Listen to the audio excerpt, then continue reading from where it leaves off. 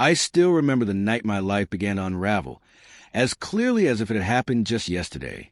Sarah, my wife of 7 years, had once again told me she'd be working late. Lately, that had become her usual excuse. Overtime at the office, last-minute meetings, urgent deadlines.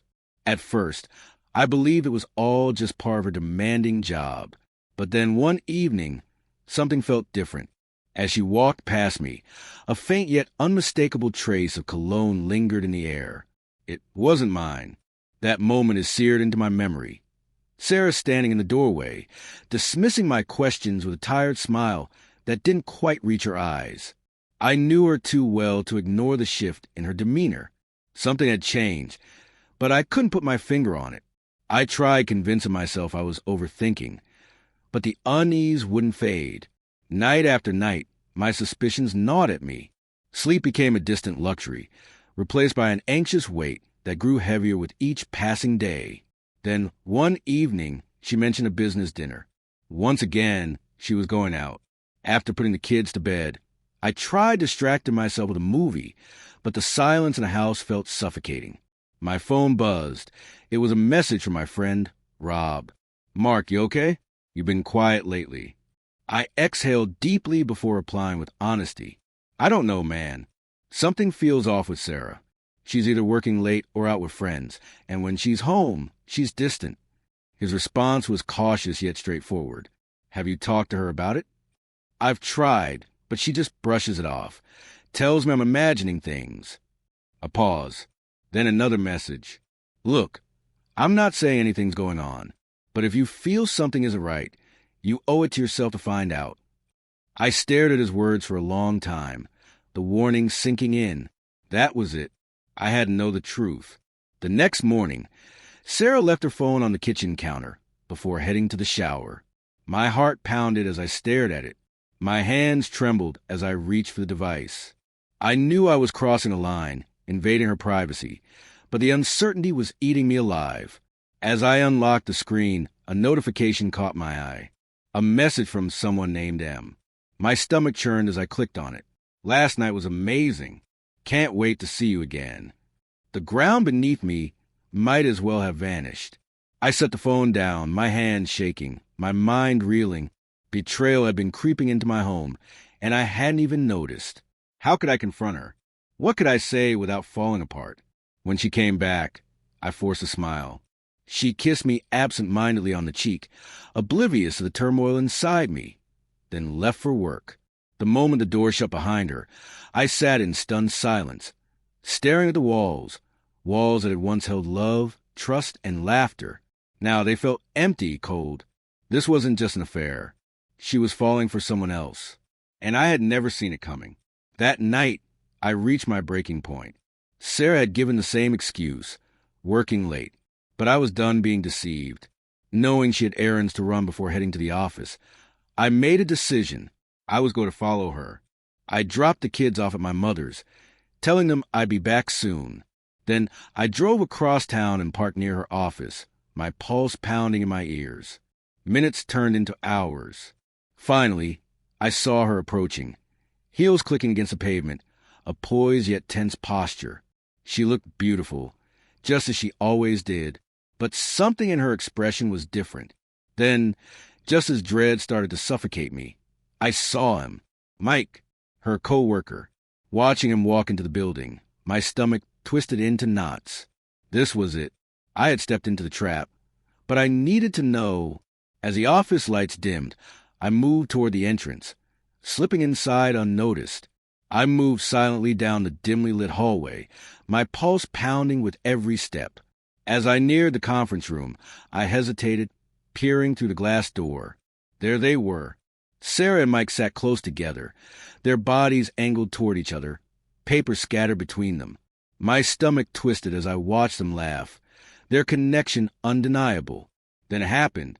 Without hesitation, they leaned in, their lips meeting in a deep, passionate kiss. My world tilted. Before I could fully process the betrayal unfolding before me, they started pulling at each other's clothing. My breath caught in my throat, my chest tightening as if the walls were caving in. It felt like everything I had believed in, everything I had built, was shattering before my eyes. "Sarah," I bellowed, storming into the room. My voice ricocheted off the walls, cutting through the suffocating tension. She froze, her face draining of color as she spun to face me. "Mark, what the hell is this?" I interrupted, my voice raw with anguish. Pain clawed at my chest, each heartbeat more agonizing than the last. "How could you do this to me? To our family?" Sarah's lips parted, but no words came out. Finally, she whispered, "It's not what you think." I let out a bitter laugh, my anger boiling over. "Not what I think. Are you seriously going to stand there half undressed and tell me this isn't what it looks like?" Mike stepped back, raising his hands in surrender. "Mark, maybe we should talk about this calmly." My glare snapped at him, fury surging through me. "Shut the hell up. This isn't about you. This is between me and my wife." Sarah's eyes welled with tears. "Mark, please, let's talk." I shook my head, disbelief pressing down on me like a crushing weight. "Talk? You think words can fix this?" My voice cracked, my pain spilling out in waves. "You didn't just betray me, Sarah. You betrayed our family." Tears streamed down her face as she choked out. "I never meant for this to happen. I swear. I was lonely, and Mike was just there to listen." I stared at her, disgust and sorrow twisting inside me like a storm. "Lonely?" I spat. "You have 2 kids at home who adore you, and that's your excuse?" A sob racked her body. I know. I messed up, but I'm sorry. I'll do anything to fix this." I couldn't listen anymore. The woman standing in front of me wasn't the Sarah I had married. She wasn't the mother of my children, the woman I had trusted with my heart. I turned on my heel and walked away, my whole world crumbling with every step. By the time I reached my car, my vision was blurred with unshed tears. I drove aimlessly, the city lights blending into streaks of color, as I fought the whirlwind of emotions threatening to consume me. At one point, I nearly lost control of the wheel, barely managing to swerve before slamming into the guardrail. My mind was in chaos. How could she throw away everything we had? How could she choose him over our family? When I finally made it home, the silence was suffocating. The kids were at my mom's for the weekend, which was a relief. I couldn't bear for them to see me like this. The house felt different, lifeless. I wandered into the living room, the echoes of our family's laughter clashing against the empty walls. It felt like a ghost of the home we once shared, haunting me with memories of what we used to be. I made my way to the bedroom, the weight of betrayal pressing down on me. Then I started packing. Each shirt, each pair of jeans I folded into the suitcase felt like another piece of my shattered heart. My hands trembled as I moved through the room, my gaze landing on something that made my stomach drop. Our framed marriage certificate, the symbol of everything we had built, everything we had promised each other. Without thinking, I ripped it from the wall, my hands shaking as I tore it in half. It was over. There was no pretending anymore. No fixing this. I zipped up my suitcase, grabbed my keys, and made a decision. I needed to get away at least for a few days. I found a motel in the next city and booked a room. As I hung up the phone, an overwhelming emptiness settled over me. My life had spun out of control, and now I was alone. Sarah returned home hours later, calling my name as she stepped inside. The silence greeted her like a warning. Her gaze swept the room, her breath hitching when she saw the closet. My side empty, the hangers swinging slightly from where I had pulled my clothes away. Then her eyes fell to the torn marriage certificate, the pieces scattered on the floor like the remnants of everything we once had. Panic surged through her. "Mark!" she shouted, her voice cracking as she rushed through the house. "Mark, where are you?" Frantically, she pulled out her phone, her hands shaking as she dialed my number. Straight to voicemail. She tried again. Nothing. Her breath came in shallow gasps as she left a message, her voice barely more than a desperate whisper. "Mark! Please pick up. I'm so sorry. Please talk to me. I love you." But I never answered, and I wasn't sure if I ever would. "I can fix this. Just give me a chance. Please come back." Her voice trembled with emotion, but I remained firm. Hours later, I found myself dialing Rob's number. When he picked up, the words spilled out of me. Sarah had betrayed me, and my worst fears had been confirmed.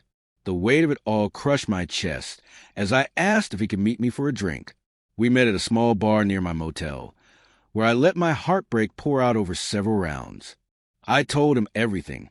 How I had caught Sarah, how I had spent the night tormented by the reality of it all. I confided in him about my decision to file for divorce, and he listened quietly, letting me unload the pain that had been festering inside me. After a long pause, Rob mentioned a lawyer he knew, someone who could help me take the next step. We ordered a couple more drinks, discussing my situation in depth. By the time I returned to my motel, exhaustion had seeped into my bones, but my mind refused to rest. The next morning, I wandered through a nearby park, my hands trembling as the gravity of my decision settled over me. Every step felt heavier than the last, burdened by the realization that my life was never going to be the same again. The days that followed blurred together as I tried to adjust to the lonely walls of the motel. Each passing hour was a cruel reminder of how drastically everything had changed. I sat for hours, lost in thought, replaying moments from my marriage, thinking about my children, and grappling with an uncertain future. Eventually, clarity struck like a cold wind. There was no saving what had already been reduced to ashes. The love I once felt for Sarah had burned out completely. There was nothing left to rebuild. Summoning the strength I had left, I called her. She answered immediately, her voice laced with desperation. "Mark, please, just talk to me. I'll do anything to fix this. I love you." I closed my eyes, exhaling heavily. "Love is enough, Sarah."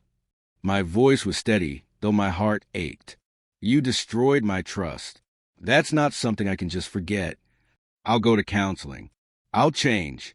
Please don't do this," she pleaded, her voice cracking under the weight of her sorrow. But I couldn't let her words sway me. No matter how much it hurt, I had to stand my ground. "I need to think about our kids, Sarah. I won't let them be caught in the middle of this."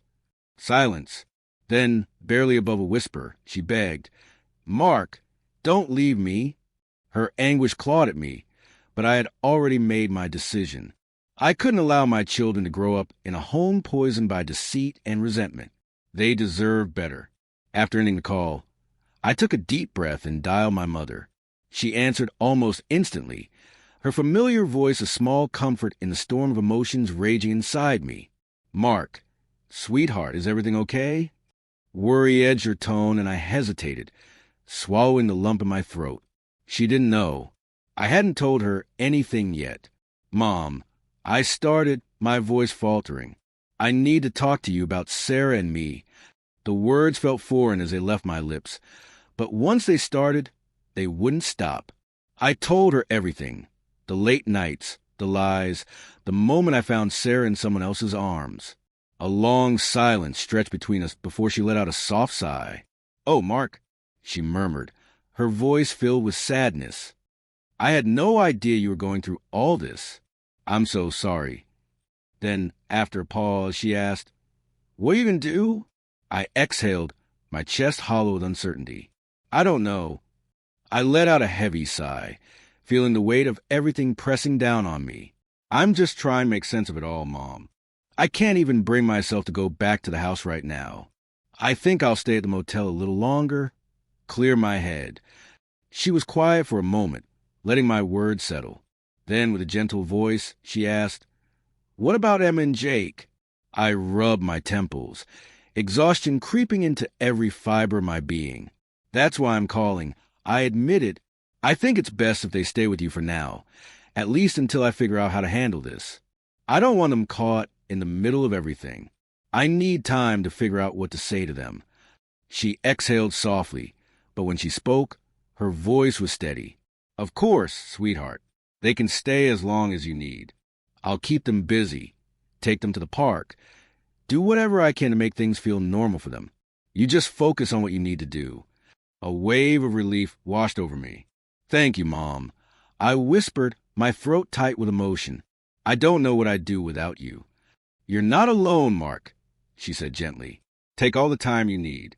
And remember, No matter what happens, you have a family who loves you and will help you through this. I nodded, even though she couldn't see me. Her words, her support, they meant everything. Knowing that Emma and Jake were safe, surrounded by love, gave me a sliver of peace. The road ahead still felt impossibly long, but at least I wouldn't be walking it alone. A few days later, I returned to the house. Sarah was waiting for me. She looked drained, as if sleep had been a stranger to her for days. Her eyes were swollen and red from crying, but I was past the point of sympathy. I wasn't here for closure. I was here to gather the rest of my things and move forward without her. "Mark, please," she whispered as I packed. "We can fix this. I'll do anything." I shook my head, my voice void of emotion. "Sarah, do you honestly believe I can ever trust you again after everything?" Tears streamed down her face as she reached for me. "I was lost, Mark," she choked out. "I got caught up in something I never meant to. But I see now what a mistake I made. Please, we have to try for Emma and Jake." I zipped up my suitcase, feeling nothing but an empty ache where love used to be. "I am doing this for Emma and Jake," I said quietly. "They deserve parents who respect each other, who love each other, and I can't give them that anymore." That same day, I contacted a lawyer and filed for divorce. But the hardest moment came when I had to sit my children down and explain why their father wouldn't be coming home. They were too young to understand the full truth, too innocent to grasp the betrayal that had shattered our family. But I made myself a promise. I would always be there for them. No matter what, I would fight for every moment with them, even if it meant rebuilding from the ground up. The months that followed were brutal.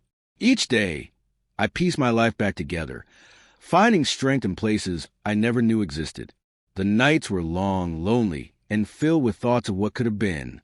The wounds Sarah had left didn't heal overnight, and the scars of betrayal clung to me like shadows. But slowly, I found a new sense of normal, one no longer built on deception or broken promises. Looking back now, I realize I lost something valuable in those moments. But I also gained something even greater.